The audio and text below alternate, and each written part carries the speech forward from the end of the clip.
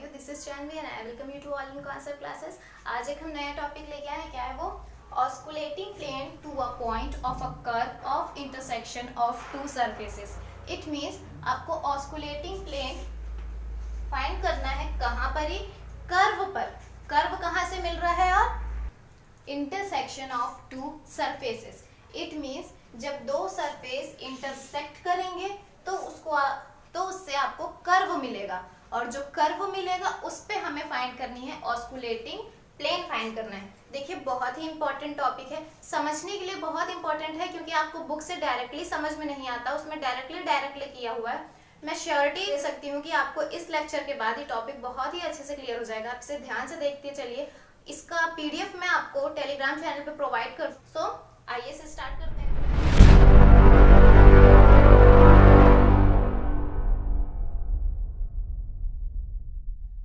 Osculating plane, पहले मैं आपको समझाती हूँ कि ये कहना क्या चाह रहा है. देखिए जब आपने छोटे क्लासेस में पढ़ा होगा कि जब दो प्लेन इंटरसेक्ट करते हैं, देखिए मान लीजिए एक प्लेन क्या है आपके पास, ये है, ठीक. दूसरा प्लेन मान लेते हैं, this is your second plane. जब इन दोनों के बीच इंटरसेक्शन होता है, इट मीन्स कि जब दो प्लेन इंटरसेक्ट करते हैं तो वो हमें क्या देते हैं? एक लाइन. देखिए एक ये था plane and second plane is this. तो जब दो प्लेन इंटरसेक्ट हुए तो उन्होंने क्या दिया? हमें एक लाइन दी. इट मीन्स एक मान लीजिए ये आपका प्लेन था, सेकंड प्लेन ये था. अगर ये दोनों इंटरसेक्ट हो रहे हैं तो बीच में ये क्या देते हैं? लाइन देते हैं. वैसे ही जब सरफेसेस इंटरसेक्ट करते हैं तो वो हमें क्या देते हैं? कर्व देते हैं. मतलब देखिए अगर ये आपका कोई सरफेस है and second surface is this, अगर ये दोनों इंटरसेक्ट कर रहे हैं तो यहाँ पर देखिए कुछ ऐसे टाइप का बनाएंगे ये आगे से, वो क्या होता है? कर्व होता है. मीन्स जब दो सरफेस इंटरसेक्ट करेंगे, देखिए यहाँ से, तो ये आपस में क्या बनाएंगे? कर्व, जो कि कैसा होगा? ऐसा होगा. समझ में आ रहा है? ये सरफेस है, इन दोनों के ऊपर ऐसे करके क्या बन जाएगा? कर्व बन जाएगा. मतलब ऐसे आगे ऊपर बन जाएगा. डायग्राम के थ्रू देखें तो देखिए मान लीजिए ये कोई आपका कर्व है, सरफेस, सॉरी, ये कोई आपका सरफेस है और ये कोई आपका क्या है? दूसरा सरफेस है. क्लियर? ये देखिए ये सरफेस है सेकंड एंड ये सरफेस है फर्स्ट. तो ये देखिए ये जो बन रहा है, ये क्या बन रहा है? कर्व बन रहा है. ठीक. ये जो कर्व बन रहा है, इसी कर्व के ऊपर किसी पॉइंट पे हमें क्या फाइंड करना है? ऑस्कुलेटिंग प्लेन फाइंड करना है. क्लियर हो रहा है? जैसे प्लेन इंटरसेक्ट करके लाइन बनाते हैं, वैसे ही सरफेस इंटरसेक्ट करके क्या बनाते हैं? कर्व बनाते हैं, और हमें उसी कर्व पे ऑस्कुलेटिंग प्लेन चाहिए. क्लियर हो गया? हमें इससे क्या क्या पता चला? एक तो हमें दो सरफेसेस चाहिए जिसका इंटरसेक्शन कराना है हमें, उससे कर्व फाइंड होगा हमारा, और उससे क्या फाइंड होगा? Osculating plane. चले आगे बढ़े. इतना समझ में आया? ये हमारा सरफेस है, इसके यहाँ पर ही क्या हो गया? हमने क्या बनाया? कर्व बनाया. और वो कर्व कैसे बना है? जब दो सरफेसेस का इंटरसेक्शन हुआ है, एंड यहाँ पर ही हमें कहीं पर ऑस्कुलेटिंग प्लेन फाइंड करना है. क्लियर? अब देखिए आपको सरफेस पता चल गया, तो सरफेस मान लीजिए आपके पास है क्या क्या? हमने सपोज कर लिया एक सरफेस है हमारे पास x1, x2, x3 equals to 0, और दूसरा सरफेस सपोज कर लिया f2, that is x1, x2, x3 equals to 0. ये क्या है? हमारे दो सरफेसेस हैं. क्लियर हो रहा है? दो सरफेसेस मिल गए हमें. अब आप इनको क्या करेंगे? पार्शियली डिफरेंशिएट कर देंगे. कैसे? Partially differentiation with respect to t, या पैरामीटर t यूज करेंगे. देखिए पार्शियल डिफरेंशिएशन क्या होता है? जिसका आप डिफरेंशिएशन करते हैं ना, जैसे इसका कर रहे हैं, तो सिर्फ यही वेरिएबल होगा, बाकी सारे कैसे कंसीडर किए जाएंगे? As a constant. जिसका भी हो रहा होता है सिर्फ वही वेरिएबल होता है, बाकी सारी चीजें क्या होती हैं? कांस्टेंट हो जाती हैं. और t के रिस्पेक्ट में हो रहा है, t क्या है? पैरामीटर. तो जहां भी t के रिस्पेक्ट में हो रहा है, हमें अगर r डॉट या डैश यूज करना होगा तो ये एक पैरामीटर है जिससे हमें क्या मिलता है? डॉट मिलता है. याद रखिएगा. करते हैं इसे. Partial differentiation of surface 1. जब यहाँ पर ही हम t से करेंगे तो देखिए जब ये t का फंक्शन है ही नहीं, ये फंक्शन किसका है? x का फंक्शन है. तो अगर हमने इसे t के रिस्पेक्ट में डिफरेंशिएट कर भी दिया तो ये कैसे बिहेव करने लगेगा? ये एज अ कांस्टेंट बिहेव करने लगेगा. सो हम क्या करते हैं? देखिए x1 यहाँ लिखते हैं, सिमिलरली x1 यहाँ लिखेंगे, अपॉन में क्या लिखेंगे? t लिखेंगे। समझ में आया? देखिए ये कट हो जाएगा तो भी हमें df1/dt मिल जाएगा, लेकिन उससे क्या होगा, एज अ कांस्टेंट हो जाएगा ये टर्म, इसलिए हमने क्या किया, इस तरह से लिखा, जो कि क्या है, अब ये डिफरेंशिएशन हो सकता है क्योंकि ये x का ही फंक्शन है। क्लियर? सिमिलरली अभी हम सिर्फ फर्स्ट टेस्ट के लिए कर रहे हैं। देन f1 ये वाली वैल्यू के लिए x2 del of x2 upon में dt plus del of f1 upon में del of x3 then partial differentiation x3 upon t equals to क्या है, ये सब इक्वल्स टू 0। देखिए क्लियर इतना? अब हम, अगर ये आपको याद हो तो छोटी क्लासेस में आपने पढ़ा होगा, या मैंने अभी एक क्वेश्चन कराया था टेंजेंट में, तब भी मैंने आपको बताया था क्या, L1 L2 plus M1 M2 plus N1 N2 is equal to 0। यहाँ पर ये सारे टर्म्स हैं क्या, तो ध्यान से देखिए, ये जो है वो डायरेक्शन कोसाइंस है। डायरेक्शन कोसाइंस है किसके हैं, जो हमें दो लाइंस गिवन थी उनके बीच का क्या है, ये डायरेक्शन कोसाइंस है। और डायरेक्शन कोसाइंस 0 हो रहा है, इट मींस उन दोनों लाइंस के बीच का एंगल क्या हो गया है, 90 डिग्री, है ना। 90 डिग्री कैसे होता है ये भी मैंने बताया था। अगर दो लाइंस के बीच में 90 डिग्री एंगल बन गया तो उनका direction cosines plus direction ratios दोनों इस फॉर्म में इक्वल्स टू 0 को रिप्रेजेंट करते हैं। अब देखिए मैं आपको समझाना क्या चाह रही हूँ। ये था, मान लीजिए आपका कोई एक सरफेस, अभी एक ही सरफेस लिया हमने, ये कोई सरफेस था, इसके किसी पॉइंट से हमने क्या किया, एक टेंजेंट पास करा है। मान लीजिए वो क्या है, PXI, ठीक, PXI, ये क्या है, आपका टेंजेंट है। अब ध्यान से सुनिए, ये जो है ये कर्व रिप्रेजेंट कर रहा है, तो जो चीजें देखिए dxi/ds ये क्या रिप्रेजेंट करेंगे, डायरेक्शन कोसाइंस रिप्रेजेंट करेंगे, ठीक। dxi, i मतलब क्या है यहाँ पर, dx1 बाय, जैसे 3 पॉइंट्स लेते हैं हम 3 कोऑर्डिनेट्स में, so dx1/ds equals to l, dx2/ds equals to m, dx3/ds equals to n, l m n, ये क्या होते हैं, डायरेक्शन कोसाइंस होते हैं। लेकिन यहाँ पर ये देखिए dx/dt पैरामीटर, मैंने आपको बताया था कि किसी टेंजेंट की जब टेंजेंट का रिप्रेजेंटेशन उसके पैरामीटर से, जो कि अनडिपेंडेंट है, मींस उसकी क्वांटिटी सिर्फ उसी एक पॉइंट को रिप्रेजेंट करने के लिए ही यूज हो रही है, तब वो क्या रिप्रेजेंट करने लगते हैं, रेशियोज। जब वो रेशियोज प्रेजेंट करने लगते हैं तो ये dx1/dt क्या हुआ, या फिर dx2/dt, dx3/dt, ये क्या है, डायरेक्शन रेशियोज है।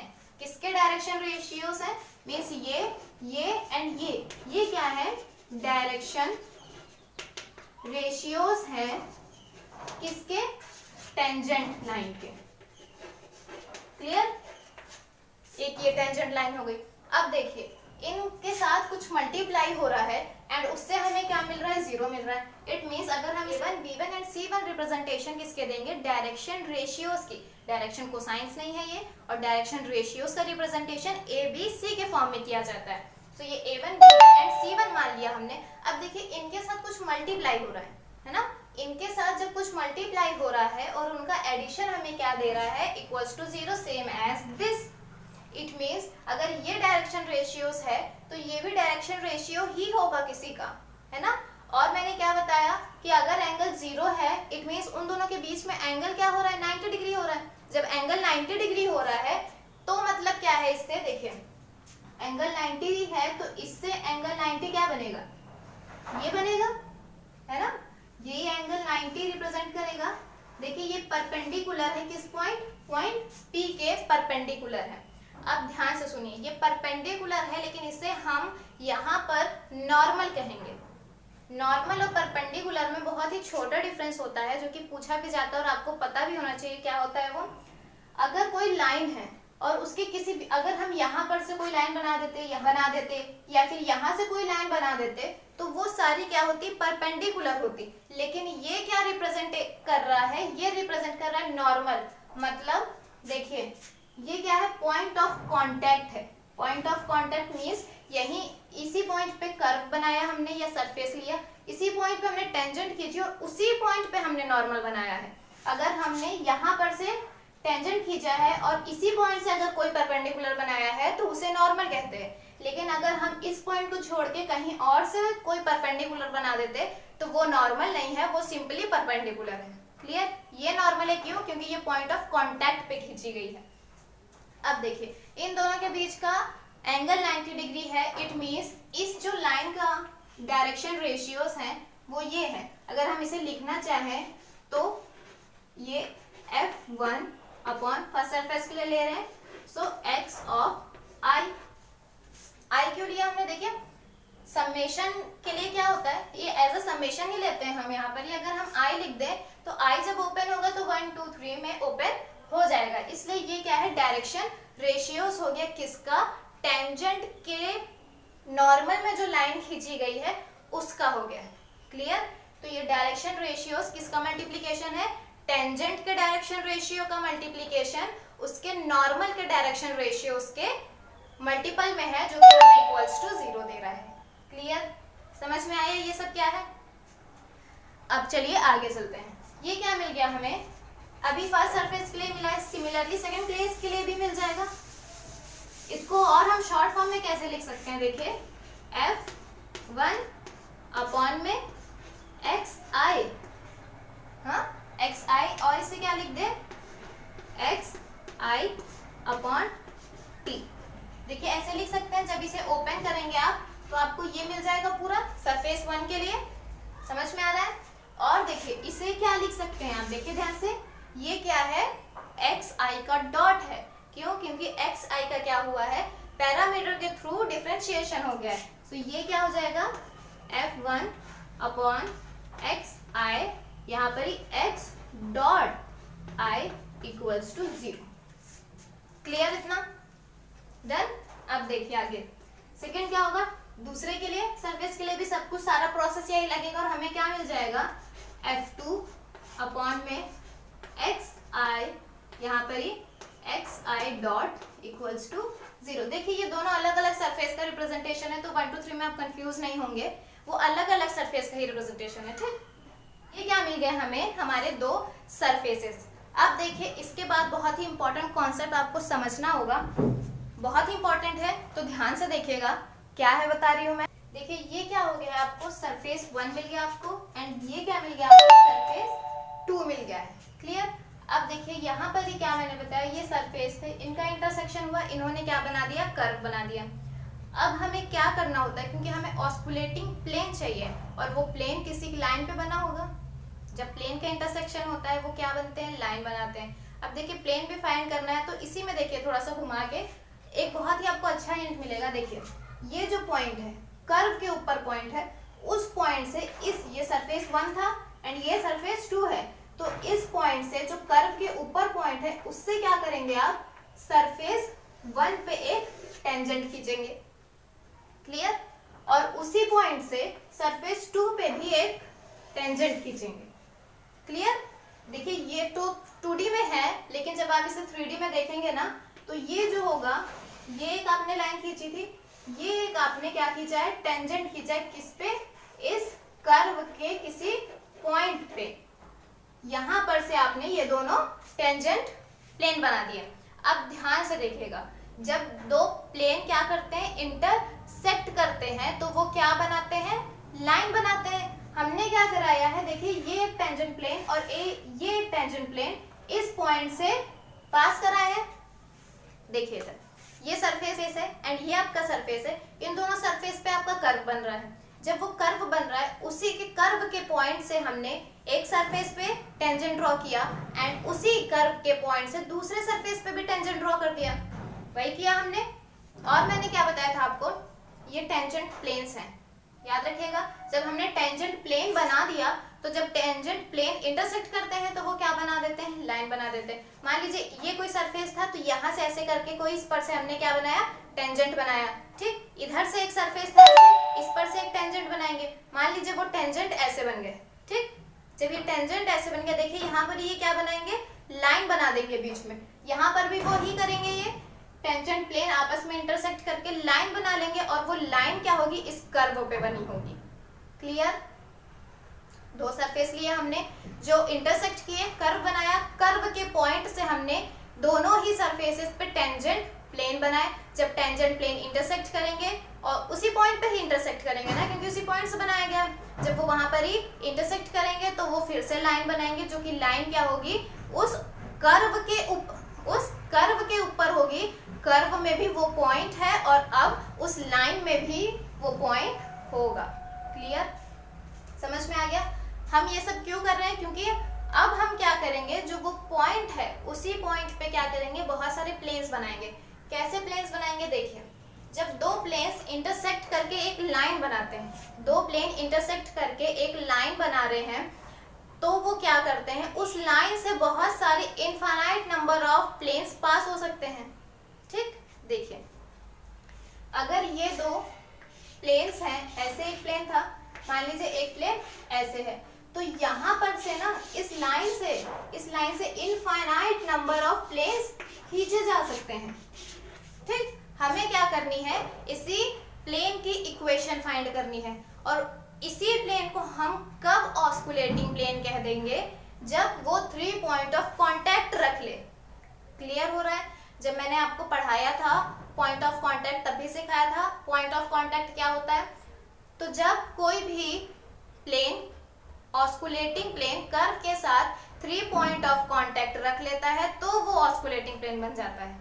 क्लियर? तो हम क्या करेंगे, प्लेन की इक्वेशन बनाएंगे। देखिए, प्लेन की इक्वेशन क्या होती है, जब दो प्लेन इंटरसेक्ट करते हैं तो लाइन बनेगी, उस लाइन से क्या हो रहा होगा, प्लेन जा रहा होगा।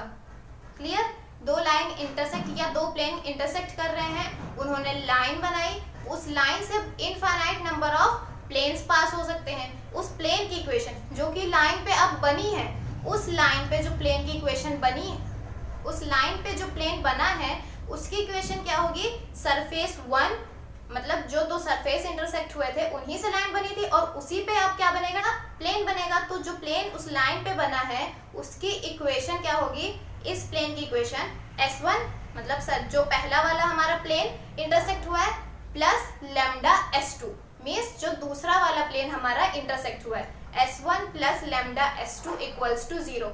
इसमें आप लैम्डा की वैल्यू को चेंज करते जाइए एंड आपको न्यू प्लेन्स जो इन दोनों प्लेन्स के बीच में होंगे वो मिलते जाएंगे। हमें लैम्डा की ऐसी पर्टिकुलर वैल्यू चाहिए जहां पर वो 3 पॉइंट ऑफ कांटेक्ट, प्लेन के लिए क्या होगी, जब 3 पॉइंट ऑफ कांटेक्ट रखेगा, 3 point of contact, it means what, कि उसका जो फंक्शन है वो इक्वल्स टू 0 होगा, उसका फर्स्ट डेरिवेटिव इक्वल्स टू 0 होगा, सेकंड डेरिवेटिव इक्वल्स टू 0 होगा, बट थर्ड इक्वल्स टू 0 नहीं होगा। तब वो क्या रखता है, 3 पॉइंट ऑफ कांटेक्ट रखता है।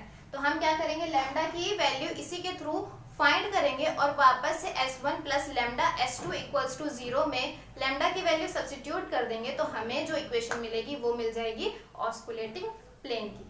क्लियर? क्या बताया मैंने, दो सरफेस थे, उससे कर्व बना, उस पे पॉइंट लिया, उस पॉइंट से हमने दोनों सरफेस पे टेंजेंट ड्रॉ किया। जब टेंजेंट प्लेन आपस में इंटरसेक्ट करेंगे तो वो क्या बनाएंगे, लाइन बनाएंगे। उस लाइन से इनफाइनाइट नंबर ऑफ प्लेन्स क्या हो सकते हैं, पास हो सकते हैं। तो उस प्लेन की जो बना है अब उस लाइन पे, उसकी इक्वेशन फाइंड करने के लिए फॉर्मूला क्या होता है, surface 1 plus lambda surface 2 equals to 0। Lambda की वैल्यू चेंज करते जाएंगे, अलग अलग टाइप के हमें उसके उन दोनों के बीच में प्लेन्स मिलते जाएंगे। उसे ऑस्कुलेटिंग प्लेन कब कहेंगे, जब वो 3 पॉइंट ऑफ कांटेक्ट रख लेंगे। 3 पॉइंट ऑफ कांटेक्ट कब रखेंगे, जब function plus first derivative plus second derivative equals to what is 0, वो 0 मिल जाए हमें। थर्ड डेरिवेटिव 0 नहीं मिलना चाहिए, तो वो क्या रख लेगा, 3 पॉइंट ऑफ कांटेक्ट रख लेगा। उससे हम लैम्डा की वैल्यू फाइंड करेंगे, वापस से वही सरफेस 1 प्लस लैम्डा सरफेस 2 में लैम्डा की वैल्यू पुट करेंगे, जो हमें इक्वेशन मिलेगी वो ऑस्कुलेटिंग प्लेन की होगी।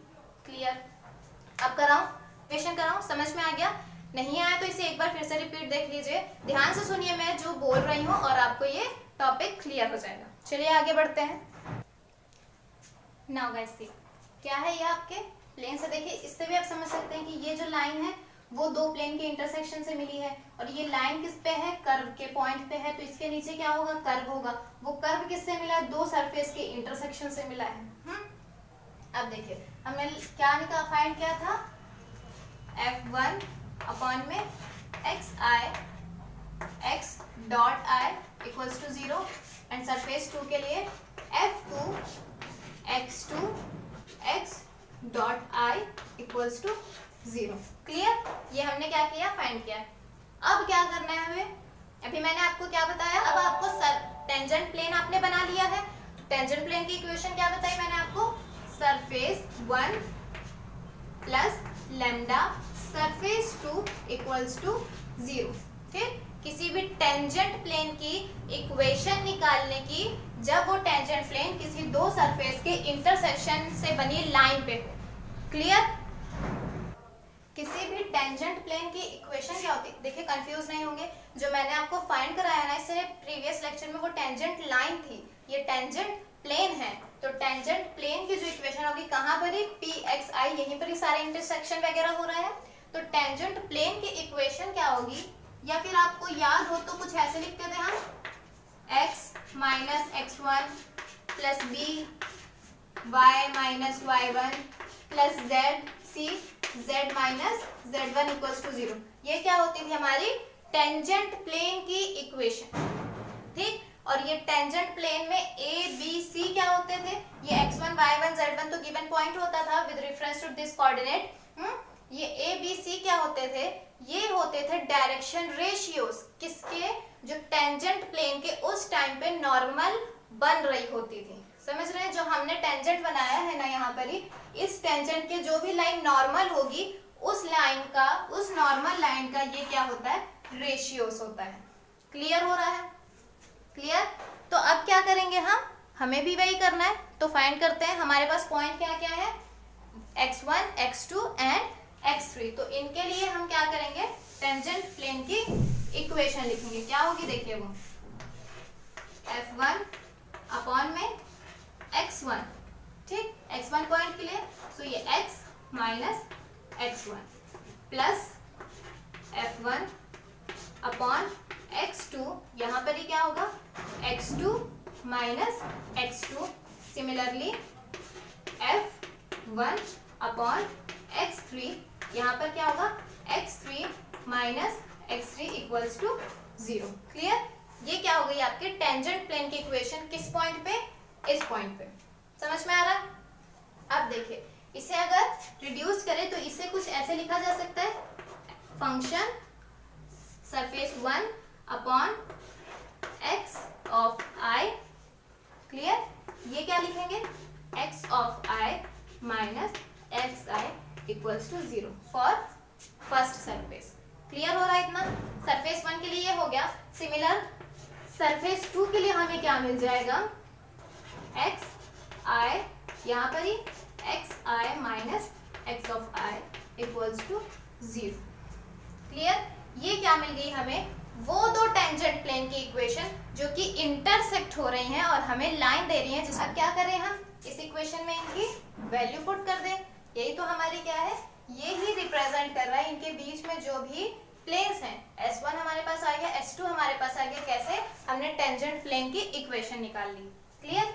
इन्हीं दोनों वैल्यू को कहाँ पर ही पुट कर देना है यार, S1 एंड प्लस S2 में। सो S1 की जगह पे क्या रखेंगे, F1 अपॉन xi, यहाँ पर ही xi minus xi plus lambda, यहाँ पर ही S2 की वैल्यू क्या है, F2 अपॉन xi, यहाँ पर ही xi minus small xi equals to 0।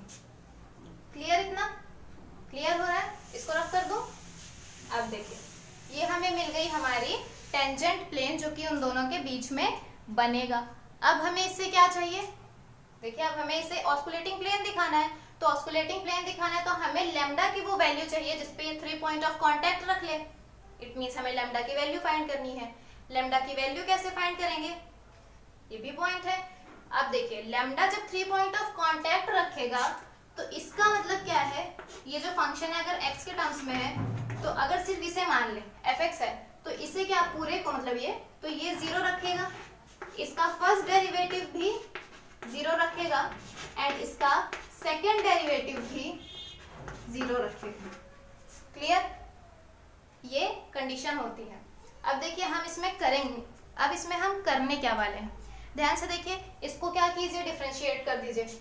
Differentiate क्यों करेंगे, समझ में आ रहा है ना। इसे भी जीरो दिखाना है, इसे भी जीरो दिखाना है, एंड अगर कोई भी इक्वेशन बच गई जो जीरो नहीं दिखा रही उससे हमें लैम्डा मिल जाएगा। ठीक, तो देखिए fx के लिए तो ये है हमारे पास fx, f डैश x निकालना है, तो इसका जब हम क्या करेंगे, पार्शियल डिफरेंशिएशन ही करेंगे। पार्शियल डिफरेंशिएशन किसके रिस्पेक्ट में होगा, पार्शियल डिफरेंशिएशन t के रिस्पेक्ट में होगा। ठीक, अब देखिए यहाँ पर ये आपको थोड़ा समझना पड़ेगा, ये एज अ कांस्टेंट बिहेव करेगा, ये एज अ कांस्टेंट बिहेव करेगा, यहाँ पर ये एज अ कांस्टेंट बिहेव करेगा, एंड ये एज अ कांस्टेंट बिहेव करेगा। क्यों, देखिए ये क्या रिप्रेजेंट कर रहा है, डायरेक्शन रेशियो। डायरेक्शन रेशियो किसी एक लाइन का रिप्रेजेंट कर रहा है, it means it will be constant. ठीक, ये जो xi है ये भी किसी एक पर्टिकुलर पॉइंट को रिप्रेजेंट कर रहा है, इट मींस ये भी क्या हो जाएगा, कांस्टेंट हो जाएगा। ये वेरिएबल है, तो इट मींस हमारे पास जो वेरिएबल है सिर्फ यही है, बाकी सब क्या हो जाएंगे, एज अ कांस्टेंट बिहेव करेंगे। क्लियर। अब देखिए जब ये सारे कांस्टेंट की तरह बिहेव करेंगे तो ये इसका कोफिशिएंट है, तो ये इसका कोफिशिएंट है, तो कोफिशिएंट से हमें मिलेगा क्या, देखिए f1 अपॉन में xi यहाँ पर से ये एज अ कांस्टेंट बिहेव करेगा, है ना, तो हमें यहाँ पर से क्या मिल जाएगा, x डॉट ऑफ i। क्यों, बिकॉज ये t के साथ रिप्रेजेंट होगा, तो ये अपॉन में t क्या हो जाएगा, हमें डॉट मिल जाएगा। क्लियर। आगे चले, इससे क्या मिल जाएगा, प्लस लैम्डा, यहाँ पर से f2 अपॉन xi, यहाँ पर से भी हमें क्या मिल जाएगा, dot of i equals to 0। Clear. ये क्या मिल गया हमें, first derivative. Similarly second derivative find करेंगे, सो ये क्या मिलेगा हमें, f1 xi, सेकंड डेरिवेटिव क्या मिल जाएगा हमें, x double dot of i plus lambda f2 upon xi double dot of i equals to 0। Clear. क्या मिला हमें, ये हमारा function first derivative, second derivative. अब इन्हीं से हमें क्या करना है, लैम्डा की वैल्यू फाइंड करना। अब ध्यान से देखिए एक चीज, आप हमें pxi पॉइंट पे ही फाइंड करना है। मान लीजिए उसी पॉइंट पर फाइंड करना है जहां पर कोऑर्डिनेट है, तो क्या हो जाएगा, यहाँ पर ये इनके इक्वल हो जाएगा। क्यों, क्योंकि हमें जो वैल्यू दी गई है, जहां से हमने रेफरेंस लिया pxi पे, और हमें बोल दिया कि वहीं पर ही टेंजेंट प्लेन फाइंड करना है, तो इसकी वैल्यू भी xi हो जाएगी। इससे क्या मिल जाएगा हमें, 0, मतलब लैम्डा की वैल्यू नहीं मिली। सेकंड केस के लिए यहाँ पर आएंगे। अब यहाँ पर आप एक चीज देखिए, जब pxi मतलब xi ही पॉइंट हो गया है, तो ये वाली जो वैल्यू है, ये वाली वैल्यू और ये वाली वैल्यू अब किससे रिप्लेस हो जाएगी, xi से, क्योंकि अब हमें इसी पॉइंट पे ही तो फाइंड करना है ना, डॉट है सॉरी यहाँ पर ही, इसी पॉइंट पे हमें क्या फाइंड करना है, सेकंड डेरिवेटिव, हमें जेट प्लेन फाइंड करना है। तो देखिए यहाँ पर से क्या हो जाएगा, ये वैल्यू भी 0 हो जाएगी। जब यहाँ पर आप xi, यहाँ पर आप xi रख देंगे, तो यहाँ पर से क्या मिल जाएगा, आपको 0 मिल जाएगा। इट मीन्स इसका भी कोई काम नहीं है, इसका भी कोई काम नहीं है, बची क्या, सिर्फ ये। तो सारा काम क्या है, अब इस इक्वेशन का है। इस इक्वेशन से आपको क्या मिल जाएगा, अब लैम्डा की वैल्यू। क्लियर। देखिए गाइस, क्या मिल गया हमें, ये क्या थी, हमने जो s1 प्लस लैम्डा s2 से डिराइव की थी, ये इंपॉर्टेंट है, ये इंपॉर्टेंट है, इसलिए मैंने इसे हाइलाइट्स में लिखा हुआ है। और ये कौन सी इक्वेशन है, यही वाली इक्वेशन जब हमने इसको क्या कर दिया, xi से रिप्लेस कर दिया था। क्यों, क्योंकि हमें अब pxi पे ही वैल्यूज या फिर उसी पे टेंजेंट प्लेन चाहिए था। ठीक, क्लियर इतना।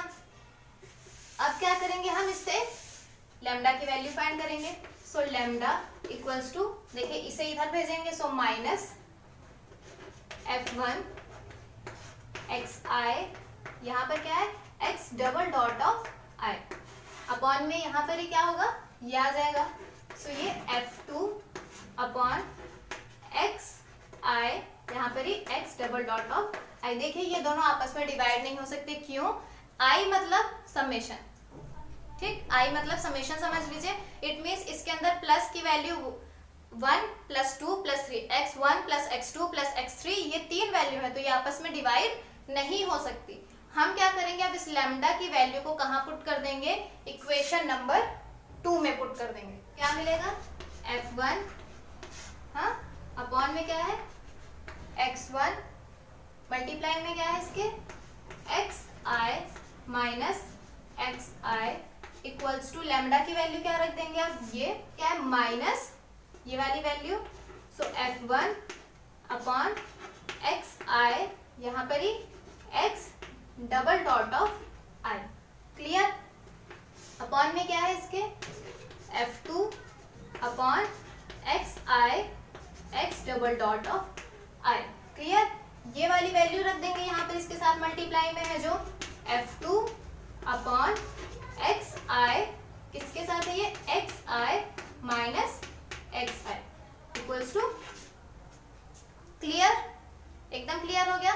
अब क्या करेंगे, इसे रीअरेंज करें। देखिए ये आपकी इक्वेशन आ गई, बस इससे अब जो निकलेगी इक्वेशन हमारी लास्ट, वही हमारी ऑस्कुलेटिंग प्लेन की इक्वेशन बन जाएगी। तो हम इसे रीअरेंज करें, कैसे करेंगे, इसे क्या करेंगे उधर भेज देंगे। जब इसे उधर भेज देंगे तो ये क्या हो जाएगी पूरी इसमें हो जाएगी, मींस इक्वल्स टू ये हो जाएगी, क्लियर। फिर क्या करेंगे rearrange, f1 upon xi minus xi, clear. ये चीज क्या होगी इधर मल्टीप्लाई में हो जाएगी, या फिर आप क्या करिए सीधा ये वाली वैल्यू को इधर इसके नीचे ले आइए, ठीक। तो ये क्या हो जाएगा f2 upon xi minus xi equals to इधर क्या क्या रह जाएगा f1 x double dot of i xi upon f2 upon xi x double dot of i, ये वैल्यू रह गई यहाँ पर ही, क्लियर हो रहा है। अब देखिए हमें क्या चाहिए, इन दोनों की वैल्यू चाहिए, वो वैल्यू हमें फाइंड करनी पड़ेगी। वो वैल्यू कहाँ से फाइंड होगी, उसे देखिए यहाँ पर ही लिखा है डबल डॉट, मींस कुछ जब डॉट डिफरेंशिएट होगा तो हमें डबल डॉट मिलेगा, क्लियर हो रहा है। जब डैश डिफरेंशिएट होता है तो जैसे डबल डैश देता है, वैसे ही जब डॉट डिफरेंशिएट होगा तो डबल डॉट देगा। तो यहाँ पर ये डॉट है किसमें, तो डॉट इसमें है, इस इक्वेशन में है। इसे क्या करेंगे हम एक और बार डिफरेंशिएट कर देंगे, समझ में आ रहा है क्या करेंगे, एक और बार डिफरेंशिएट कर देंगे। ये सब आपको समझ में आ गया होगा, ठीक। तो डिफरेंशिएट करेंगे तो हमें क्या मिलेगा, देखिए इसका जब डिफरेंशिएशन होगा तो ये क्या कर रहा है, पार्शियल डिफरेंशिएशन होगा, टी के रिस्पेक्ट में होगा। तो जब हम टी लाएंगे तो ये टी के रिस्पेक्ट में तो डिफरेंशिएट हो नहीं पाएगा, क्यों, क्योंकि वो क्या हो जाएगा एज अ कांस्टेंट बिहेव करने लगेगा उसके लिए ये टर्म। तो हम क्या करेंगे, देखिए पहले इस टर्म का होगा तो ध्यान से देखिए ये f1 अपॉन xi, क्लियर। यहाँ पर ही हमें लिखना था क्या t, लेकिन t से ये हो नहीं पाएगा, होना ही इसे x की वैल्यू से ही है, मतलब x से ही होना है, क्लियर। ये i मतलब क्या है, अंदर 1 2 3 बहुत सारी वैल्यूज है, वैसे ही जब यहाँ पर ही कोई वैल्यू जो डिफरेंशिएट करने आएगी वो भी सारी वैल्यू को अंदर डिफरेंशिएट करेगी जो कि x के टर्म्स में होगी। तो मान लिया वो सारी वैल्यूज क्या है, j हमने मान लिया, क्लियर। जैसे हमने xi माना था ना वैसे ही ये xj है, ज्यादा कुछ नहीं है इसमें। तो यहाँ पर ये क्या होगा, ऐसे ही xj यहाँ पर भी आएगा, अपॉन में क्या होगा इसके dt होगा, एंड यहाँ पर ही x डॉट ऑफ i। जब इसका डिफरेंशिएशन हुआ, क्लियर। अब क्या होगा, ये पहला फंक्शन था, ये दूसरा, तो इसका तो पार्शियल डिफरेंशिएशन हो गया। सेकंड केस में क्या होगा, इसका पार्शियल डिफरेंशिएशन होगा, वो क्या होगा प्लस ये वाली वैल्यू वैसी रह जाएगी, सो f1 अपॉन xi, और इसका डिफरेंशिएशन होगा तो x double dot of i equals to, clear हो गया इतना। इससे हमें क्या मिल जाएगा, देखिए इसकी वैल्यू ही हमें चाहिए थी यहाँ पर ही, तो हम इसकी वैल्यू फाइंड करेंगे तो इस वाले पूरे टर्म को उधर भेज देंगे, उधर भेज देंगे तो ये वाली पूरी वैल्यू क्या हो जाएगी, माइनस में हो जाएगी। अगर इसे लिखना चाहे तो हमने क्या किया, इसको जब इधर भेजा तो ये पूरा टर्म क्या हो जाएगा, माइनस में हो जाएगा, means f1 upon xi xj। अब देखिए xj बाय dt ये क्या है, x dot of j upon ये क्या हो गया x डॉट i, क्लियर। इस वैल्यू को ही हमने उधर भेज दिया, समझ में आ रहा है। इसी तरह सेकंड फंक्शन के लिए करेंगे जब ये इसके लिए, सो f2 अपॉन में xi x double dot of i क्या मिल जाएगा हमें, f2 अपॉन xi आई, यहाँ पर भी सिमिलरली एक्स जे लेंगे, सो एक्स जे, यहाँ पर ही X dot of J, X dot of I. ठीक, क्या मिल गई, इन दोनों की वैल्यू मिल गई। तो हम क्या करेंगे, इन दोनों की जगह ये वाली वैल्यूज जो हमने फाइंड की हैं ये एंड इन्हें पुट कर देंगे। तो देखिए इस इक्वेशन में, इक्वेशन मान लीजिए ये 3 है, तो इक्वेशन 3 में इक्वेशन 4 की वैल्यू पुट करनी है। क्लियर, तो हमें मिलेगा क्या, ये सिमिलर टर्म यही आ जाएगा। सो F1 अपॉन X1 अपॉन में क्या है, देखिए F1 X1 अपॉन में क्या है F2, यहाँ पर ही XI माइनस XI। क्लियर, नीचे वाला टर्म क्या है F2 अपॉन XI, इसके साथ XI minus small xi। Clear, ये वाला टर्म हो गया इक्वल्स टू, इसकी जगह हमें क्या पुट करनी है, ये वाली वैल्यू। तो F1 के लिए क्या वैल्यू है आपके पास, माइनस, और ये माइनस दोनों क्या हो जाएंगे, माइनस माइनस कट हो जाएंगे, तो हमें सिर्फ वैल्यूज क्या मिलेंगी, F1 अपॉन में XI x j x dot of j x dot of i upon में, इसकी जगह पे आप क्या पुट करेंगे, सेकंड वैल्यू की जगह पर ही ये। So F2 upon XI x j x dot of j x dot of i। Clear, this is your required osculating planes equation. समझ में आ गया, ये क्या मिल गई आपको, ऑस्कुलेटिंग प्लेन की इक्वेशन। समझ में आया, बहुत ही इंपॉर्टेंट है, कार्टेशियन फॉर्म में ही पूछा जाता है। देखिए आपकी बुक में कहीं कहीं पर होगा, इसको ना ऐसे डेल से रिप्रेजेंटेशन होगा, तो इसे डेल ही कहते हैं, इसका आर से होगा, इसका स्मॉल आर से होगा, सबका मतलब है ये, खाली कार्टेशियन फॉर्म में है, वो वेक्टर फॉर्म में। क्लियर हो गया इतना आपको, ये आज का हमारा लेक्चर था। आई होप आपको समझ में आ गया होगा, बहुत इंपॉर्टेंट है, इसका क्वेश्चंस भी मैं कराऊंगी कि ये और अच्छे से क्लियर हो जाए। आप इसे अच्छे से देखिए, अच्छे से समझ लीजिए। तो हम नेक्स्ट लेक्चर में मिलेंगे, तब तक के लिए thank you and bye bye.